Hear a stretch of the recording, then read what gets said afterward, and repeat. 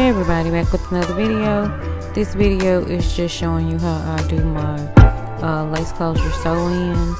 I started on it before I even realized I wanted to record it. So you're just catching me starting from almost the middle of the head. But if you want an in-depth video, just let me know. Leave a comment below and I'll make you an in-depth video. Don't forget to like, comment, and subscribe, and thanks for watching.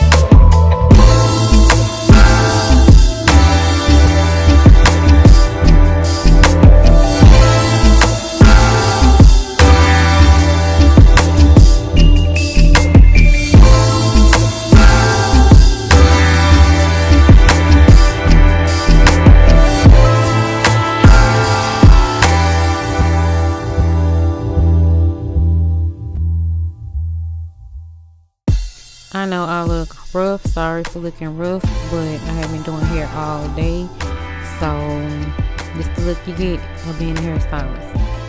But I did her well.